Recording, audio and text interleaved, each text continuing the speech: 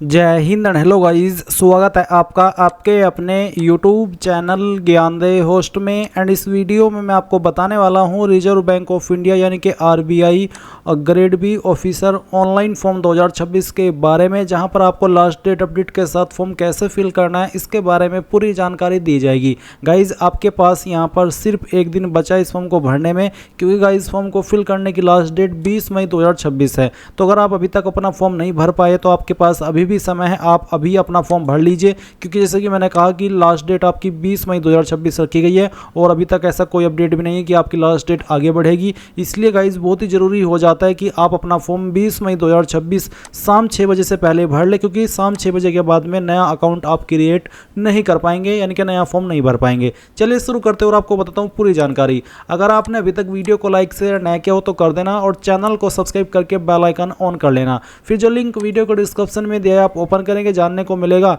कि आप लोग इस पर जो फॉर्म अप्लाई करेंगे वो 60 वैकेंसी पर करेंगे। एज लिमिट 21 से 30 साल के बीच रखी गई है। फीस जनरल ओबीसी ईडब्ल्यूएस के लिए 850 और जो बाकी कैटेगरी कैंडिडेट है उनके लिए कितनी है वो भी आप यहां पर चेक कर सकते हैं। सभी इन्फॉर्मेशन जानने के बाद में अगर आप इसमें एलिजिबल है फॉर्म भरने के लिए और आपने अभी तक नहीं भरा तो गाइज इंपॉर्टेंट लिंक के सेक्शन में आएंगे, अप्लाई ऑनलाइन लिंक ओपन करेंगे, देन आपके सामने कुछ इस तरह का इंटरफेस आ जाएगा। अब यहाँ पर आ जाने के बाद में गाइज आप सबसे पहले click here for new registration इसके ऊपर क्लिक करेंगे, देन आपके सामने कुछ ऐसा इंटरफेस आ जाएगा। अब आपको यहाँ पर सबसे पहले आपका फर्स्ट नेम एंटर करना है, उसको दोबारा डाल करके आप यहाँ पर वेरीफाई कर देंगे एंड देन जो आपका मिडिल नेम है वो डालेंगे। अगर आपका मिडिल नेम न हो तो आप खाली छोड़ देंगे। फिर जो आपका लास्ट नेम है वो आपको एंटर करना है, लास्ट नेम को दोबारा डाल करके वेरीफाई कर देना है। ये इन्फॉर्मेशन देने के बाद आप नीचे की तरफ आपका मोबाइल नंबर डालेंगे जो कि आप रजिस्टर करना चाहते हैं, उस नंबर को दोबारा डाल करके वेरीफाई कर देंगे। अल्टरनेटिव नंबर के अंदर अगर आप कोई अन्य नंबर देना चाहते हैं तो आप यहाँ पर दे देंगे, नहीं तो आप चाहिए तो इस ऑप्शन को खाली छोड़ सकते हैं। फिर आपको ईमेल आईडी के अंदर आपकी ईमेल में @ से पहले जो कुछ भी आता है वो सब टाइप कर देना है और @ के बाद आपकी ईमेल किस डोमेन पर है वो आपको सिलेक्ट करना होगा। जैसे कि मेरी ईमेल gmail.com पर है तो मैं यहाँ पर gmail.com सिलेक्ट कर लूँगा, तो आप भी आपके डोमेन के अकॉर्डिंग अपनी ईमेल आईडी सिलेक्ट कर लेना। फिर आप कंफर्म ईमेल आईडी के अंदर उसको कंप्लीट डाल देना। अब आपको कोई डोमेन नेम सिलेक्ट करने की आवश्यकता नहीं है।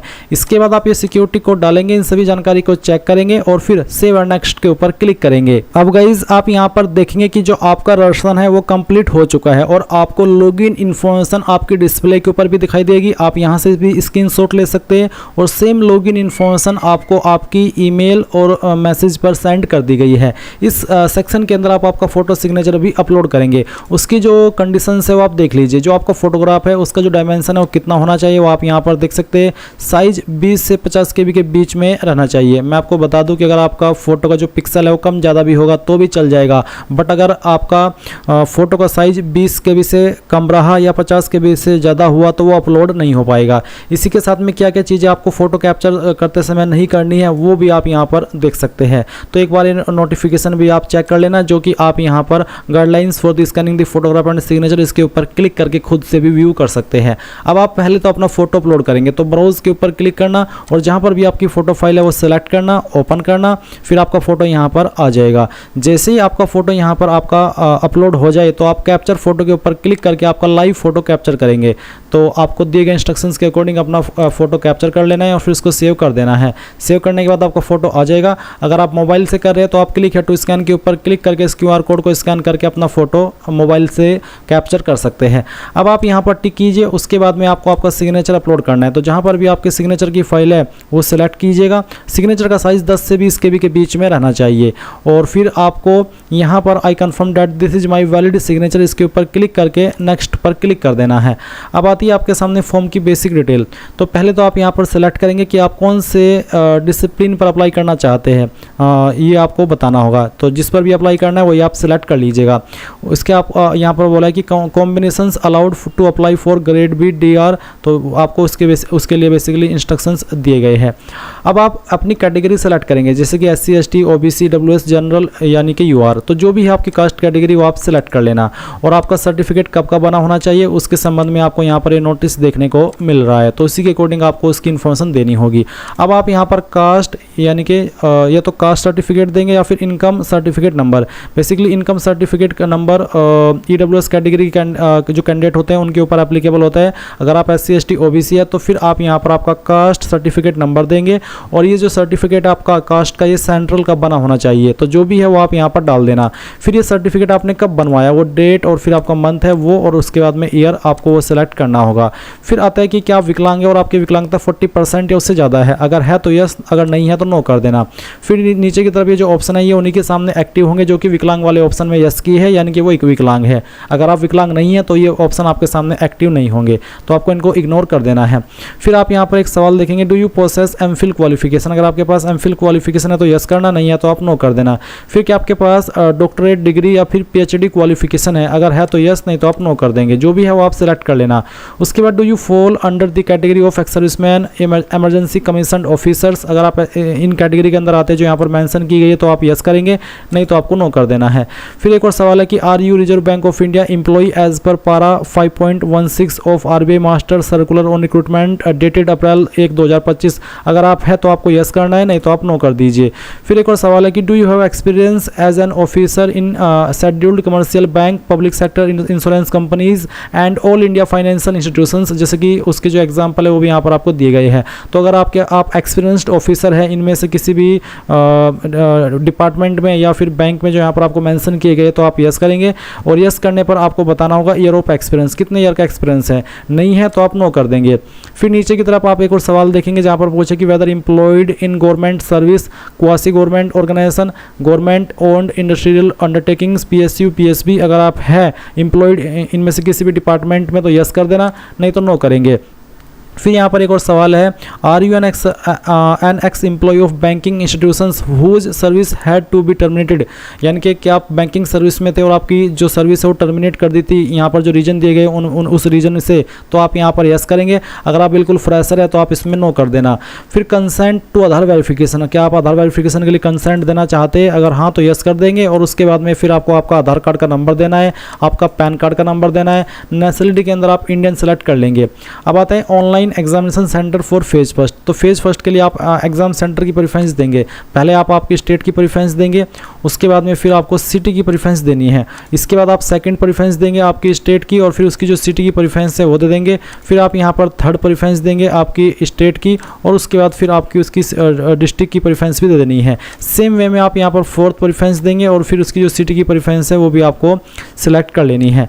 एंड देन नीचे की तरफ आएंगे तो देखेंगे आपका online examination centre for phase first. तो फेज फर्स्ट के लिए आप यहाँ पर जो आपका ऑनलाइन एग्जामिनेशन सेंटर है वो कहाँ रखना चाहते हैं। इसके बाद आप यहाँ पर ये जो ऑप्शन देख रहे हैं online examination centre for phase first DEPR DSIM, अगर आप DEPR या फिर DSIM की पोस्ट पर अप्लाई किए हो तो आपके सामने ये ऑप्शन एक्टिव देखने को मिलेंगे, क्योंकि हमने जनरल पर अप्लाई किया तो हमारे सामने ऊपर वाले ऑप्शन एक्टिव थे। अब आप नीचे की तरफ आएंगे तो देखेंगे सेंटर फॉर फेज 2। अब आपको यहाँ पर फेज 2 के एग्जाम सेंटर की प्रेफरेंस देनी है, जो कि तीनों पोस्ट पर अप्लाई करने वाले कैंडिडेट एक बार ही दे सकते हैं।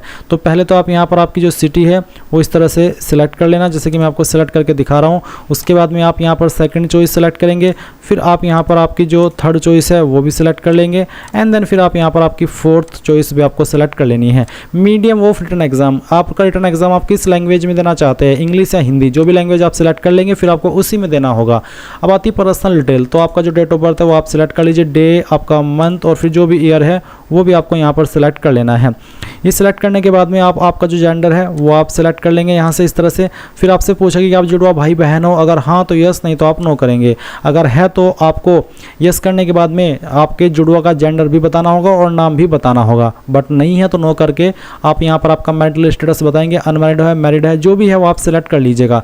फिर फादर नेम आपको यहाँ पर एंटर करना है, जो भी आपका फादर नेम है वो आप यहाँ पर डाल दीजिएगा। उसके बाद में जो आपकी माता जी का नाम है वो आप यहाँ पर फिल कर दीजिएगा। फिर आएगा एड्रेस फॉर कॉरेस्पॉन्डेंस, यानी कि प्रेजेंट एड्रेस। तो जो भी प्रेजेंट एड्रेस है वो आप यहाँ पर लाइन फर्स्ट 2 और 3 यानी कि थोड़ा थोड़ा पार्ट आपके एड्रेस का इन 3 लाइन के अंदर भर देंगे।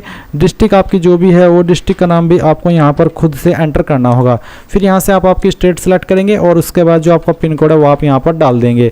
अब नीचे है परमानेंट एड्रेस और एक लाइन है same as address for correspondence, यानी कि अगर आपका प्रेजेंट एड्रेस और परमानेंट एड्रेस सेम है तो आप इस बॉक्स को टिक कर देना, अगर अलग है तो अनटिक करके अलग से अपना परमानेंट एड्रेस भर देना। फिर किस एड्रेस के ऊपर आप अपनी एप्लीकेशन फीस की जीएसटी इनवॉइसिंग भेजना चाहते हैं, जीएसटी इनवॉइसिंग यानी कि फीस की स्लिप, तो जिस पर भी भिजवाना चाहते हैं वो एड्रेस आप सिलेक्ट कर लीजिएगा। फिर आएगी बैंक डिटेल, जहां पर आपको अकाउंट होल्डर नेम यानी कि किसके नाम पर बैंक अकाउंट है वो आपको लिखना है, बैंक अकाउंट का नंबर देना है, कंफर्म बैंक अकाउंट दोबारा नंबर डाल करके वेरीफाई करना है, बैंक का जो नाम है और जो ब्रांच है वो आपको लिखना होगा। जैसे कि मेरा मान लीजिए HDFC बैंक है और सहारनपुर में है तो मैं लिखूंगा HDFC बैंक और उसके बाद जिसकी ब्रांच का नेम है कोट रोड सहारनपुर, जो इस तरह से आपका बैंक का नाम है और जो उसकी ब्रांच नेम है वो आपको लिखनी होगी। टाइप ऑफ अकाउंट सेविंग या करंट जो भी है वो सिलेक्ट कर लेना। फिर आप यहाँ पर IFSC कोड डालेंगे, ये कोड आपको आपकी बैंक की पासबुक के ऊपर या फिर चेकबुक के ऊपर मिल जाएगा, या फिर आप इसको बैंक का नाम गूगल के अंदर जाएंगे सर्च करेंगे और वो कौन सी ब्रांच है वो सर्च करेंगे और बाद में लिख देंगे IFSC कोड, तो आप ऑनलाइन वे में भी आपका IFSC कोड प्राप्त कर सकते हैं। अब आप यहाँ पर फीस का चार्ज देखेंगे, ये जो फीस का चार्ज आप देख पा रहे हैं ये GST मिला करके है। अब आप जैसे ये सब इन्फॉर्मेशन यहाँ पर फिल कर दे तो आप यहाँ पर नीचे आएंगे और सेव एंड नेक्स्ट के ऊपर क्लिक करेंगे। अब आपके सामने यहाँ पर क्वालिफिकेशन, एक्सपीरियंस और लैंग्वेजेस का सेक्शन आ चुका है, तो आप यहाँ पर एक बार फिर से नोटिफिकेशन पर आकर के देख सकते हैं कि क्या क्वालिफिकेशन मांगी गई है। तो आप मिनिमम क्वालिफिकेशन में देख सकते हैं यहाँ पर आपसे किस डिसिप्लिन पर क्या क्वालिफिकेशन मांगी है। क्वालिफिकेशन आपके 1 सितंबर 2025 तक कंप्लीट हो जानी चाहिए। यहाँ पर आप देख सकते हैं ग्रेजुएशन की और फिर आपको यहाँ पर पोस्ट ग्रेजुएशन लेवल की दी गई है, तो तीनों पोस्ट की क्वालिफिकेशन एक बार फिर से यहाँ पर डबल चेक कर लेना। अब आप यहाँ पर आएंगे और सबसे पहले 10वीं की इन्फॉर्मेशन भरेंगे। उसके पहले आपसे यहाँ पर एक सवाल पूछा कि do you have an integrated double degree, अगर आपके पास डबल डिग्री है तो यस कर देना, नहीं है तो आप नो कर देना। ये आपकी क्वालिफिकेशन के अकॉर्डिंग ही आप आंसर करेंगे। इसके बाद आप यहाँ पर देखेंगे 10th स्टैंडर्ड, तो आपको सब्जेक्ट स्ट्रीम बताना है, तो आप इसमें गाइज ऑल जनरल सब्जेक्ट भी लिख सकते हैं और चाहे तो आप यहाँ पर एक एक करके जो भी आपके पास 10वीं के अंदर सब्जेक्ट थे उन सभी सब्जेक्ट के नाम लिख देना, चाहे वो 5 सब्जेक्ट थे चाहे 6, तो सभी के नाम आपको यहाँ पर लिखने होंगे। मैं डेमो के लिए यहाँ पर आपको 3 सब्जेक्ट लिख करके दिखा दिया हूँ। अब आएगा name of board university institute, तो आपको बताना कि आपने किस बोर्ड से किया। बेसिकली आप यहाँ पर आपके बोर्ड का नाम डाल देना। फिर बताना डेट ऑफ पासिंग, कब आपने आपकी जो 10वीं है वो पास कर ली थी वो आप यहाँ पर सिलेक्ट कर लेंगे इस तरह से, जैसे कि मैं आपको यहाँ पर सिलेक्ट करके दिखा रहा हूँ। फिर परसेंटेज आपकी कितनी थी वो आप यहाँ पर डाल देंगे। अगर आपके नंबर CGPA के अंदर थे तो आप उनको CGPA से परसेंटेज में कन्वर्ट करेंगे, यानी कि नंबर में कन्वर्ट करेंगे और यहाँ पर फिल करेंगे। उसके बाद आपकी क्लास ग्रेड क्या थी वो सिलेक्ट कर लेंगे।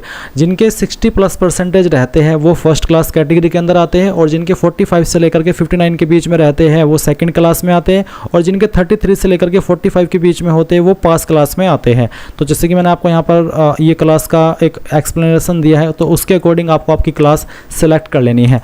अब आप सेम वे में आपकी 12वीं की इन्फॉर्मेशन भरेंगे, तो सेम वे में आप बताएंगे कि आपने 12वीं किन सब्जेक्ट के साथ में पास किए, उन सब्जेक्ट के नाम आप यहाँ पर एंटर कर देंगे। जैसे कि मैं आपको यहाँ पर एंटर करके दिखा रहा हूँ, चाहे आपको यहाँ पर जो भी 12वीं के अंदर सब्जेक्ट थे 5 सब्जेक्ट वो आप लिख देना। फिर आपको यहाँ पर आपके बोर्ड का नाम बताना है, जिस भी बोर्ड से आपने आपकी क्वालिफिकेशन की है। फिर आपको बताना कि कब आपने इसको पास कर लिया था, वो आप यहाँ पर इस तरह से सिलेक्ट कर लेंगे। फिर आप यहाँ पर बताएंगे कितने नंबर आपके थे परसेंटेज में, पॉइंट के साथ में आपकी जो पॉइंट में परसेंटेज निकल के आती है वो भी आप यहाँ पर लिखिएगा, और फिर आपकी क्लास आपको सेलेक्ट कर लेनी है। अब आती है ग्रेजुएशन, बैचलर डिग्री, तो आपको बताना कि आपकी इनमें से कौन सी क्वालिफिकेशन है। अगर इनमें है तो आप अदर्स के ऊपर क्लिक करके खुद से अपनी क्वालिफिकेशन का नाम दे सकते हैं। फिर आपको यहाँ पर बताना कि इनमें से कौन सा स्ट्रीम है, अगर इनमें है तो अच्छी बात है, इनमें न है तो अदर्स के ऊपर क्लिक करके खुद से आपका सब्जेक्ट स्ट्रीम आप यहाँ पर भर सकते हैं। उसके बाद में आपको यहाँ पर बताना कि कहाँ से आपने आपकी क्वालिफिकेशन की है, आपके इंस्टीट्यूट का नाम या फिर आपकी यूनिवर्सिटी का नाम आप दे सकते हैं, पूरा नाम आप दे दीजिएगा। उसके बाद किस साल के अंदर आपने पास कर ली थी वो साल आप यहाँ पर इस तरह से सिलेक्ट करिएगा। फिर आप यहाँ पर आपकी परसेंटेज डाल दीजिएगा एंड देन आपकी क्लास सेलेक्ट कर लेना। अगर आपके पास PG डिग्री है तो आप उसकी इन्फॉर्मेशन भी सेम वे में भरेंगे। आप यहाँ पर आपकी क्वालिफिकेशन सेलेक्ट कर लेंगे, फिर आपका सब्जेक्ट स्ट्रीम, और फिर आपको बताना है कि कहाँ से आपने इस क्वालिफिकेशन को पास किया है, और ये करने के बाद में आप बताएंगे कब आपने इसको पास कर लिया था, वो आप यहाँ पर इस तरह से सिलेक्ट कर लेना। इसके बाद आप यहाँ पर देखेंगे आपकी क्लास और आपकी जो परसेंटेज है वो भी आपको यहाँ पर एंटर कर देनी है। अगर आपके पास पोस्ट ग्रेजुएट डिप्लोमा है तो आप उसकी जानकारी भर देंगे। अगर आपने एमफिल वाले ऑप्शन में यस किया था तो आपको यहाँ पर एमफिल की जानकारी देनी है। अगर आपने पीएचडी वाले ऑप्शन में यस किया था या डॉक्टरेट डिग्री वाले में यस किया था तो आप उसकी इन्फॉर्मेशन भरेंगे। अब यहाँ पर नीचे एक सवाल है कि क्या आपको कंप्यूटर की ऑपरेटिंग नॉलेज है, बेसिक नॉलेज, अगर है तो यस कर देना। और यस करने के बाद में डिटेल्स ऑफ कंप्यूटर नॉलेज, किस तरह की नॉलेज आपको है वो आप यहाँ पर लिख देंगे। जैसे कि मैं आपको लिख करके दिखा रहा हूँ, जैसे कि मैंने यहाँ पर MS वर्ड लिखा, फिर यहाँ पर मैं MS एक्सेल, उसके बाद में इंटरनेट ब्राउजिंग, इस सर्च ब्राउजिंग, इस तरह से आप लिख सकते हैं जो चीज़ें आपको कंप्यूटर में आती है। तो ये सब यहाँ पर मेंशन कर देना। और उसके बाद में एक्सपीरियंस की इन्फॉर्मेशन है, तो अगर आपके पास कोई एक्सपीरियंस है और आप देना चाहे तो आपको यहाँ पर प्रेजेंटली वर्किंग में बताना हो कि अभी आप काम कर रहे हैं या फिर आपने पहले किया था। अगर अभी कर रहे हैं तो यस कर देना, अगर आप पहले किए थे तो आप नो करेंगे। उसके बाद नेम ऑफ द एम्प्लॉयर के अंदर आप उस कंपनी या उस बैंक का नाम देंगे जहाँ पर भी आपने काम किया है। डेजिग्नेशन के अंदर उस पोस्ट का नाम जिस पोस्ट पर रह करके काम किया है। टोटल पीरियड ऑफ सर्विस में फ्रॉम में तो आप वो डेट भरेंगे जब आपने जॉब ज्वाइन की थी, और टू में वो डेट भरेंगे जब तक आपने जॉब की थी। नेचर ऑफ ड्यूटीज़ और रीजन आप यहाँ पर दे देंगे, कोई भी छोटा मोटा।